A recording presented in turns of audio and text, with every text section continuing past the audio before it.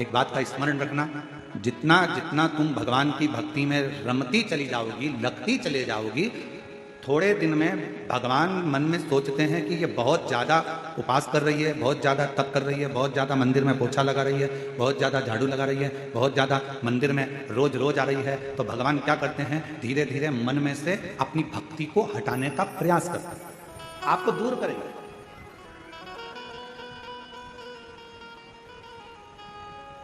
आपको अपनी भक्ति में से थोड़ा थोड़ा भगवान दूर करने का प्रयास करेंगे, जिससे ये मुझसे दूर हो जाए।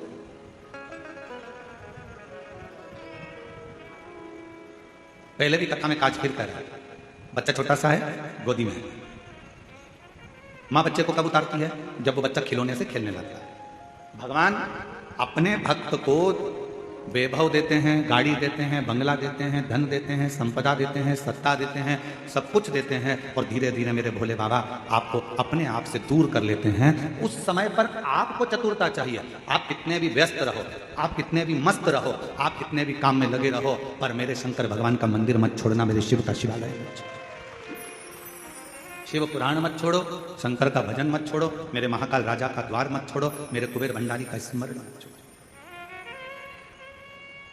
बहुत व्यस्त रखेंगे।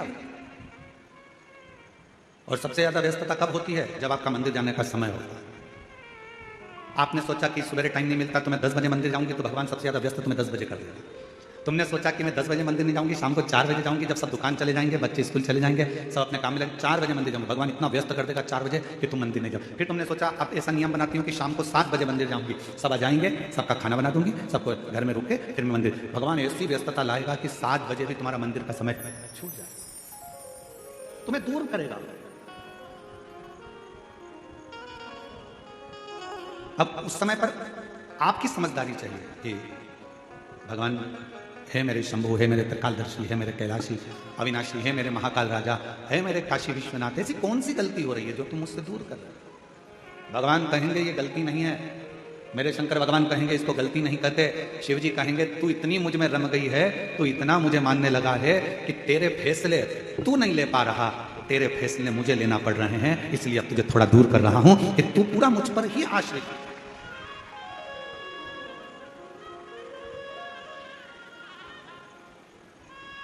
तारकासुर था असुर,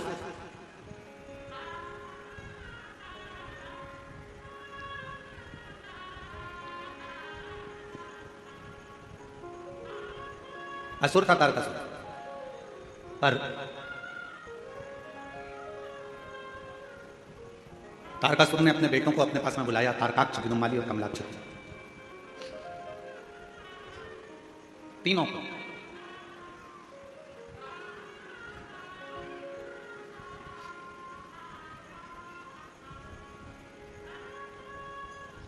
और तीनों को बुलाकर तारकासुर ने अपने तीनों बेटों से कहा कि 3 को कभी मत भूलना।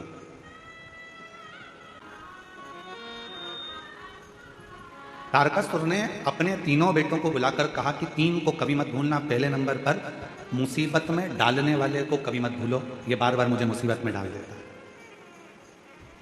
दूसरा, मुसीबत से निकालने वाले को कभी मत भूलो, जो तुम्हें दुख से, तकलीफ से, मुसीबत से निकाल देता है।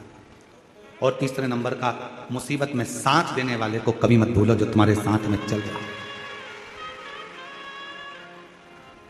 अब तारकासुर के तीनों बेटे तारकाक्ष, विदुमाली, कमलाक्ष की तीनों के अंदर एक प्रश्न खड़ा हुआ।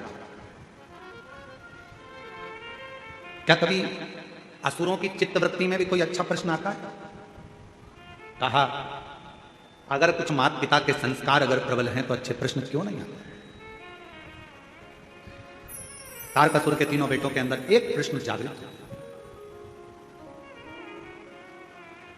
और वो प्रश्न कौन सा था? तारकासुर के तीनों बेटों ने कहा पिताजी आप कहते हो मुसीबत में डालने वाले को कभी मत भूलो, मुसीबत से निकालने वाले को कभी मत भूलो, और मुसीबत में साथ देने वालों को कभी मत भूलो। इन तीनों का गुण क्या किसी एक में पाया जा सकता है? क्यों नहीं? तारकासुर ने कहा एक देव ऋषि नारद ऐसे हैं जो संपूर्ण जगत के कल्याण के लिए कहीं ऐसा क्रम उत्पन्न कर देते हैं कि व्यक्ति को लगता है कि मैं मुसीबत में, और वही देव ऋषि नारद आकर उसको मुसीबत से निकाल भी देते हैं, और वही देव ऋषि नारद उसको मुसीबत में साथ भी देते रहते हैं, उसको मंजिल तक पहुंचाने का काम। कोई प्रसंग कहा,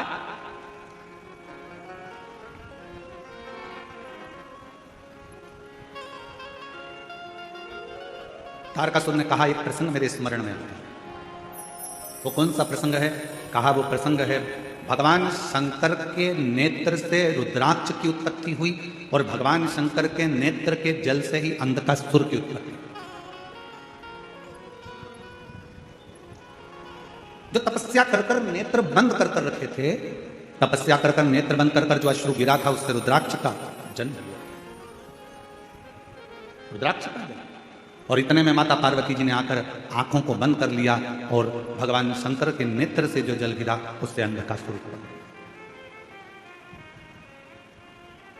एक तपस्या का जल, एक साधना का जल, एक उपासना का जल, एक मेहनत का जल, एक परिश्रम का जल, एक संघर्ष का जल जो आपके और हमारे शरीर से निकलता है वो साधारण नहीं होगा। क्या ये तीनों क्रम तारकासुर से तारकाक्ष ने पूछा, विदुमाली ने पूछा, कमलाक्षकी ने पूछा, क्या ये तीनों क्रम एक व्यक्ति में है? नारद जी, ठीक है, क्या कोई चरित्र है जिसको हम सुन सके? क्यों नहीं? एक पवित्र चरित्र तारकासुर ने सुनाया। सुनो तारकाक्ष, विदुमाली, कमलाक्षकी, शंकर भगवान के नेत्र बंद करने से, उनके नेत्र से जो अश्रु निकला उससे एक बच्चे ने जन्म ले लिया जिसका नाम था अंधकासुर। पार्वती जी ने उसको गोदी में ले लिया। अब बच्चा अगर जन्म लिया है, बच्चा अगर रो रहा है तो बच्चे को पार्वती जी ने अपनी गोदी में लिया। गोदी में लिया तो शंकर भगवान से कहा कि ये मेरा पुत्र है। शंकर भगवान ने कहा ये तुम्हारा पुत्र नहीं है प्रभु, आपके द्वारा प्रकट हुआ है तो मेरा तो पुत्र ही रहेगा। यदि आपके द्वारा अगर प्रकट हुआ है तो ये तो मेरा पुत्र है। भगवान शंकर ने मना करा, इसको समुद्र में फेंक दो। पार्वती जी ने अंधकासुर को समुद्र में डाल दिया। हिरण्याक्ष ने उसको पाल पोस कर बड़ा करा और हिरण्याक्ष ने पाल पोस कर बड़ा करा। उसको जब बड़ा करा, समय आया, वराह अवतार के रूप में भगवान श्री हरि ने, नारायण ने उस हिरण्याक्ष का वध कर दिया। अब जरा ध्यान देना कि नारद जी ने वो क्रम कैसे करे। नारद जी पहुंचे अंधकासुर के पास और अंधकासुर से कहा कि तुमने जिंदगी में कभी तप करा? जीवन में तुमने कभी साधना करी है, कभी आराधना करी है, कभी तप करा? नहीं।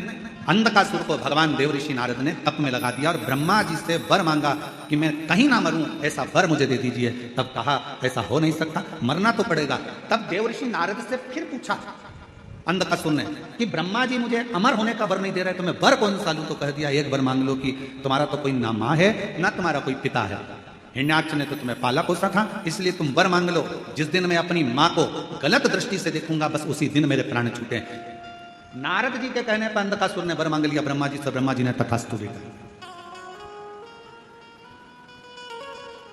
अब तथास्तु तो कह दिया। समझ लेना था अंधकासुर को कि अगर ब्रह्मा जी ने तथास्तु कहा है तो इसका मतलब है कि मेरी माता कहीं ना कहीं तो होगी, ये निश्चित। मेरी मौत अगर लिखी है तो मेरी माता कहीं ना कहीं तो होगी। दे दिया।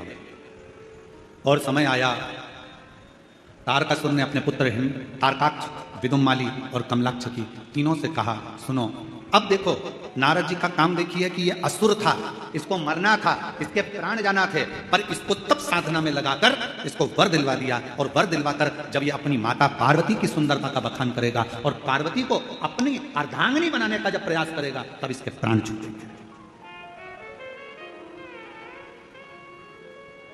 और समझाया देवऋषि नारद ने। ऐसा नहीं कि देवऋषि नारद समझाते नहीं है, नारद जी का काम है समझाना, ज्ञान देना।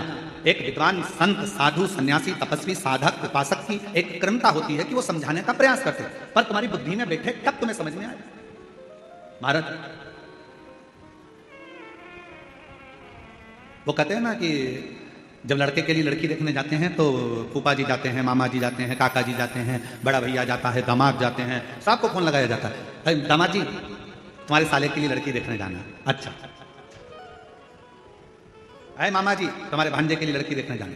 फूफा जी तुम्हारे भतीजे के लिए लड़की देखने जाना। चलो अब सबको ले जाकर लड़की वालों के यहाँ बिठा दिया और लड़की वालों के यहाँ पर लड़की चाय की ट्रे लेकर आई। तो जितने भी देखने गए थे ये सब आपस में मन में विचार करने लगे कि हम हमारे साले के लिए लड़की देखने के लिए आए हैं, हम हमारी भांजे के लिए लड़की देखने आए हैं, हम हमारे भतीजे के लिए लड़की देखने आए हैं। सब के सब जितने लड़की देखने गए थे सबने विचार करा, अपना ही निर्णय गड़बड़ हो गया था तो फिर भांजे का निर्णय कैसे ले पाएंगे। जब हमारी शादी की बात आई तो हमने विचार करा, तो मामा सोचे कि हमने विचार करा, फूफा सोचे हमने विचार करा, दामाद सोचे हमने विचार करा, हमारा निर्णय हमको ही अच्छा नहीं मिल पाया तो हम हमारे साले के लिए कौन सा निर्णय ले पाएंगे। ये विचार नहीं हो जाता।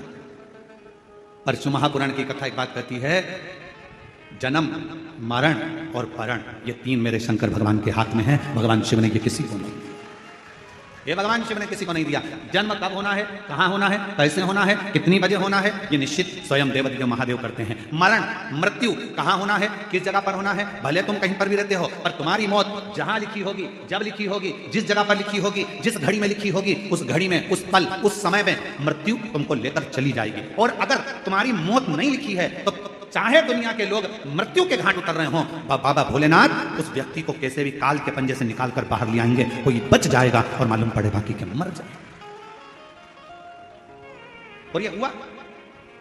अभी अहमदाबाद में एक घटना घटी, बोलो टीवी पर देखी थी कि नहीं देखी थी? अरे जम के तो बोलो, देखी थी। अहमदाबाद में घटना घटी, कितना अच्छे अच्छे सब अपने अपने भावों से जा रहे थे, सबके हृदय में भगवान समाहित था, सबके हृदय में शिव था। फ्लाइट में बैठ भी गए, फ्लाइट उड़ भी गई। उस कैंपस में मेडिकल कॉलेज के जो बच्चे थे वो भोजन कर रहे थे, उनको क्या मालूम था कि हमारी मौत यहां लिखी है, हमारी मृत्यु यहां लिखी है। वो फ्लाइट में उड़ने वालों को क्या पता था कि हमारी मृत्यु यहां लिखी है? किसको मालूम? किसी को नहीं मालूम कि मृत्यु कहां, कब, कैसे लिखी है। पूछा था मां पार्वती जी ने भगवान शंकर से, अमरनाथ की गुफा में बैठकर भगवान शंकर से पार्वती जी ने पूछा था, प्रभु मेरा एक प्रश्न का उत्तर दीजिए।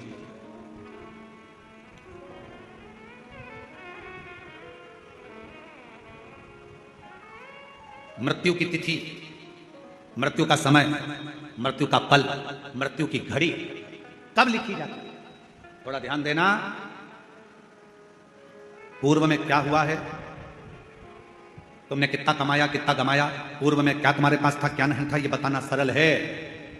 पर आने वाला समय क्या कह रहा है, कितने दिन जियोगे, कब चले जाओगे, कब आखिरी सांस होगी, कब भगवान का भजन कर रहे होगे, कब प्राणों को त्याग रहे होगे, ये बताना कठिन है, बहुत कठिन।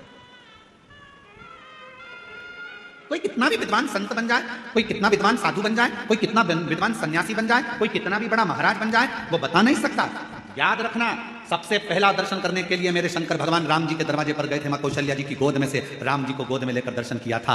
क्या मेरे शंकर भगवान को नहीं मालूम था कि राम जी को 14 वर्ष के लिए वनवास जाना पड़ेगा? मेरे राम जी को मालूम था। क्या मेरे राम जी को नहीं मालूम था कि सीता जी का परित्याग करना पड़ेगा? मेरे शंकर भगवान को मालूम था। पर मेरे शंकर भगवान ने ये सब कुछ देखा पर भविष्य नहीं बताया कि आने वाले समय में तुम्हारे साथ क्या होने वाला है। याद रखना, संत साधु सन्यासी तपस्वी साधक उपासक दुनिया में कितने भी पैदा हो जाएं, पर मृत्यु कब, कहां, कैसे होगी, इसका रिसर्च तो वैज्ञानिक भी नहीं कर सकते, साइंटिस्ट भी नहीं कर सकते। इसका रिसर्च तो केवल एक देवाधिदेव महादेव कर सकते हैं। शंकर ओघरदानी ने लिखा, पार्वती से कहा, सुनो पार्वती, मृत्यु अटल सत्य है। जब बच्चे की नाल कटती है, मां के गर्भ से जब बच्चा जन्म लेता है, उसकी नाल कटती है, उस नाल कटने के समय पर बच्चे की मृत्यु लिख दी जाती है कि कब, कहां, किस जगह, कैसे होगी। समय निश्चित हो जाता है। स्वामी विवेकानंद जी का प्रसंग याद कर लीजिए। स्वामी विवेकानंद जी ने रामकृष्ण परमहंस जी से पूछा था कि व्यक्ति को भगवान का नाम कब लेना चाहिए। रामकृष्ण परमहंस जी ने कहा था, मरने के 1 मिनट पहले, मरने के 1 मिनट पहले भगवान का नाम लेना चाहिए। तो रामकृष्ण परमहंस जी से स्वामी विवेकानंद जी ने पूछा कि मालूम कैसे पड़ेगा कि मरना कब है? तो रामकृष्ण परमहंस ने कहा, जब तुम्हें मालूम ही नहीं है कि मरना कब है तो हर पल, हर मिनट, हर क्षण भगवान का नाम लेते रहो। कौन सा क्षण आखिरी होगा किसको मालूम है? कौन सा क्षण?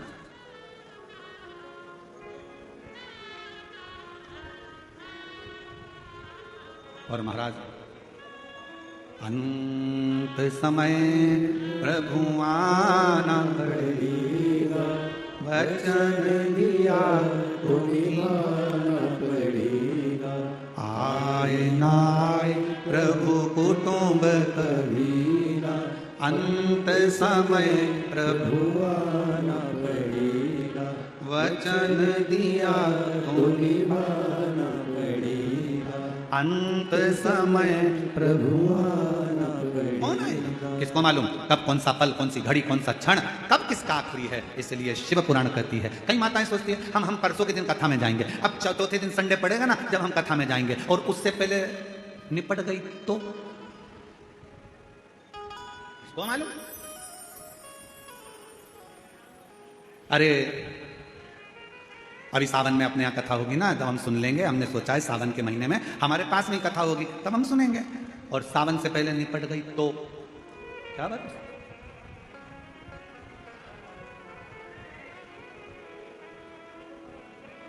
बहुत कठिन, बहुत कठिन। खूब भगवान का नाम लो, खेत में काम करो, धान बो, अपनी मेहनत को पीछे मत हटो, परिश्रम पूरा करो।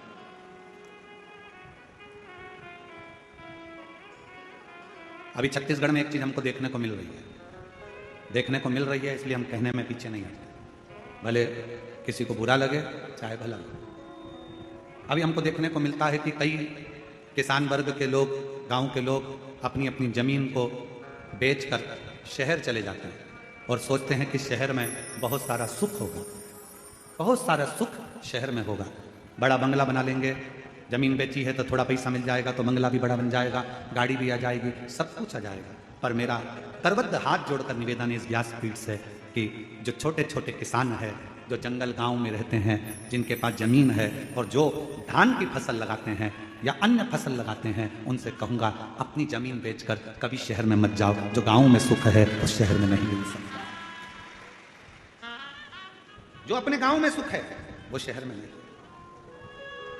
शहर की चमक जरूर लग रही है कि यहाँ गाड़ी मिल सकती है, बंगला मिल सकता है, शहर में पानी मिल जाएगा, शहर में ये मिल जाएगा, एजुकेशन मिल जाएगा, सब कुछ मिल जाएगा। शहर में तुम्हें गाड़ी भी मिलेगी, पैसा भी मिलेगा, धन भी मिलेगा, बंगला भी मिलेगा। तुम जमीन बेचकर जाओगे तो तुम्हारे पास ढेर सारा धन भी होगा, सब कुछ होगा।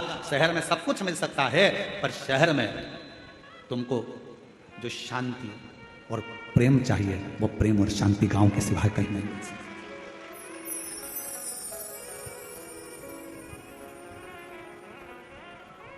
कितना अंतर है शहर और गांव में।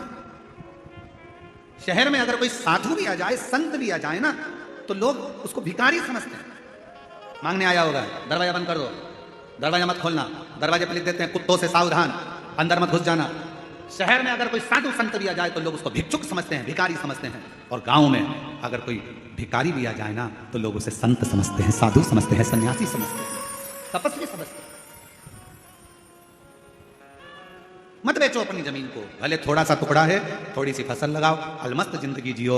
अपनी जमीन है, अपनी जमीन पर रहे हो, तुम सब जमींदार हो। लोग कहते हैं ये किसान है, हम कहते हैं जिसके पास जमीन का भी अगर एक टुकड़ा है तो वो जमींदार से कम नहीं है, अपनी मस्ती में जीने वाला, अपनी मस्ती।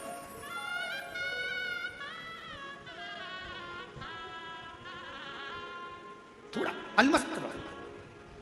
अपने जीवन को जितना प्रसन्नता में जीने का एक लक्ष्य बना सकते हो वो छोटे से गांव में ही बना सकते हो।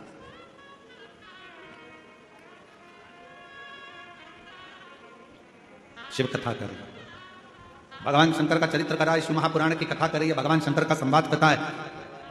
भीतर की जो प्रसन्नता है, देवऋषि नारद ने अंधकासुर को भगवान की भक्ति में लगा दिया। अब वो विचार करता है कि वर मिल गया, वर मिलने के बाद उसने विचार करा कि मुझे शादी करना है, कोई अच्छी लड़की मिल जाए। जो लड़की थी, कहा शिव जी उसको ब्याह कर ले गए। माता पार्वती जी की सुंदरता की ओर उसका मन डोल गया, मन उसका विचलित हो गया पार्वती जी की ओर, और आखिरी में पार्वती जी को लेने गया। उसको नहीं मालूम था कि ये मेरी माँ है। इसने जब मेरा जन्म हुआ तो गोदी में मुझे ले लिया था, और मुझे गोदी में लेकर ये निश्चित हो गया था कि ये मेरी माता हो। जब बच्चे की नाल कटती है उस समय पर निश्चित हो जाता है कि इसकी मृत्यु कब होगी, कहां मरेगा, किस जगह मरेगा, किस जगह प्राण छूटेंगे, जल में, थल में, वायु में, विमान में आदि, कहां, गाड़ी में, घर में, जहां उसके प्राण छूटने का होता है वहां का लिख दिया जाता है। अपने जिले में, अपने क्षेत्र में, अपने प्रदेश में, दूसरे प्रदेश में, दूसरी जगह में, कहां लिखा वहां जाता है।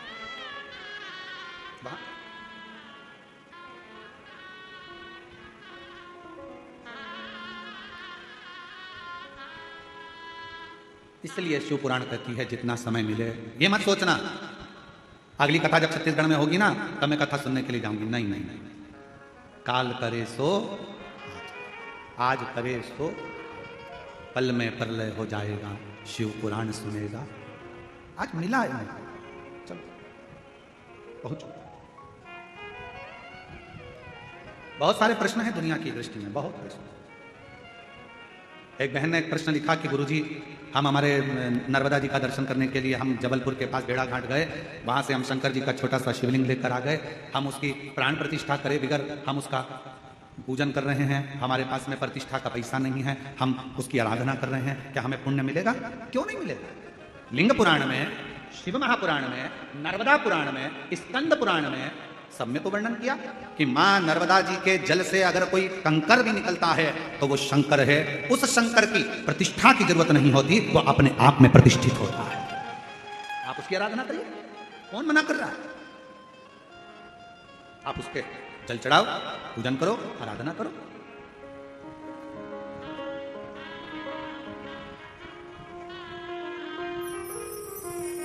और आप जब उसकी आराधना करेंगे, उसका स्मरण करेंगे तो सुख अपने आप आएगा। और शंभु शरण मांगू घड़ी रे, दुख काटो दया करी दर्शन आपो।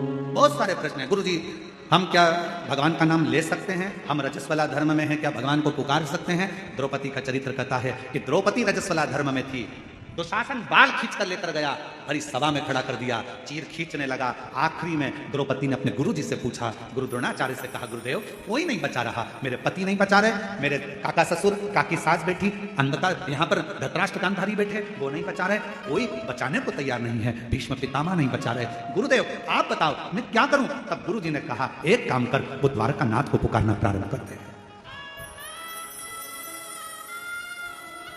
भगवान को पुकार। द्रौपदी कहती है मैं रजस्वला धर्म में हूं, रजो धर्म है मेरा, मैं भगवान को पुकारूं। हाँ आएगा। रजो धर्म के समय पर भी द्रौपदी ने अपना मंत्र का स्मरण करा। शिव महापुराण की कथा कहती है, भगवान का नाम, तुम शुद्ध हो अशुद्ध हो, तुम स्नान करे हो ना करे हो, तुम कहां बैठे हो उससे भी मतलब नहीं। शिव पुराण की कथा कहती है भगवान का नाम कहीं पर भी पुकार सकते हो। कई लोग कहते हैं हॉस्पिटल में हम रुद्राक्ष पहनकर जा सकते, क्यों नहीं? हम ऐसी वैसी जगह पर रुद्राक्ष धारण करके क्यों नहीं? सर्वस्वता शिव का सर्वस्व। क्या तुलसी की माला में गलत क्रम नहीं आएगा? रुद्राक्ष में गलत क्रम नहीं आएगा? अरे शिव महापुराण की कथा कहती है कि तुलसी जिस पात्र में डल जाती है उसको भी प्रसाद कर देती है, रुद्राक्ष जिसके गले में डल जाता है उसको भी शिवमय बना देता है। इसमें क्या सोच रहे? क्या मंत्र जाप करें? करो नाम जाप, भगवान का नाम लेते जाओ, तुम कैसे भी हो प्रभु का नाम लो, प्रभु का नाम। श्री शिवाय नमस्तुभ्यं, श्री शिवाय नमस्तुभ्यं। सब बोलो, सब जितने भी बैठे हैं, लाखों की संख्या में आप लोग आए, कोई पंडालों में जगह नहीं है, रोडों पर आप लोग बैठे हो, दिल से बोलिए, भाव से बोलिए, श्री शिवाय नमस्तुभ्यं, श्री शिवाय नमस्तुभ्यं, श्री शिवाय नमस्तुभ्यं, श्री शिवाय नमस्तुभ्यं। भगवान का नाम कहीं पर कभी भी कैसे भी किसी भी घड़ी किसी भी पल किसी भी क्षण पुकार सकते। रात्रि को नींद ना आए, बैठ जाओ 2 मिनट भगवान का नाम पुकारो। कोई काम अड़चन आ गई है, परिश्रम करो, मेहनत करो, कुछ देर भगवान के नाम का स्मरण करो, भगवान आए आए। जब तब कहां कैसे प्राण जाएंगे कोई भरोसा नहीं। अंधकासुर ने सोचा कि मेरे प्राण जाएंगे नहीं, मेरी तो कोई मां है ही, मेरी माता ही नहीं है तो प्राण जाने का काम ही क्या? पर उसको क्या मालूम था कि मृत्यु निश्चित है। संसार सागर में अगर आप आए हैं तो मौत तो निश्चित रहे, जाना तो पड़ेगा। प्राण इसलिए निवेदन है उसको पुकारना। अंत समय प्रभु सब बोलो सब पड़ेगा, वचन दिया तो निभाना पड़ेगा। आए ना आए प्रभु कुटुंब कबीला, अंत समय प्रभु आना पड़ेगा, वचन दिया तो निभाना पड़ेगा। अंत समय प्रभु आना पड़ेगा। पुकारते रहो, वो आएगा जरूर। उसको जपते रहो, वो सुनेगा जरूर, आएगा। उसको पुकार, सुन, शिव कथा करिए। आखिरी में अंधका सुनने पार्वती माता पर गलत दृष्टि दे दी और उसके प्राण चले गए।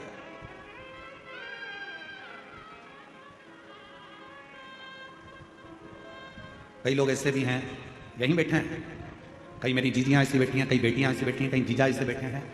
उनके मन में हमेशा एक बात आ जाती है, ए गुरुजी, हमने भगवान को ऐसे ऐसे कर लिया, गलती हो गई। अब जैसे कल कथा सुनी तो कहा कि गुरुजी आपने बताया कि जिस दिन व्रत होता है उस दिन बेलपत्र नहीं तोड़ना चाहिए, और हमने पुराने समय में हमने पशुपति व्रत करे, हमने तो उसी दिन बेलपत्र तोड़ लिया, तो हमने गलती कर दी। आपको मालूम नहीं था, आपके स्मरण में नहीं था, आपको याद नहीं था। और जब तक मालूम नहीं रहता, स्मरण में नहीं रहता, याद नहीं रहता, तो सोच लेना चाहिए कि हमारा शंकर हमें माफ करता चले जा रहा है, हमारा शिव हमें माफ कर, हमारा शंकर माफ कर रहा है, ये निश्चित है। हमें स्मरण में नहीं था। अब बार बार पीछे का सोचो, बार बार पीछे का स्मरण करो, तो आगे बढ़ पाओगे क्या? अरे बोलो तो जम के बढ़ पाओगे? नहीं। अरे ऐसा हो गया, अरे वैसा हो गया, अरे ये हो गया, अरे वो हो गया, बार बार पीछे का याद कर। हिरण और शेर में क्या अंतर है? हिरण 90 किलोमीटर पर घंटे की स्पीड से भागता है। कौन? अरे बोलो तो हिरण। हिरण 90 किलोमीटर पर घंटे की स्पीड से भागता है, और शेर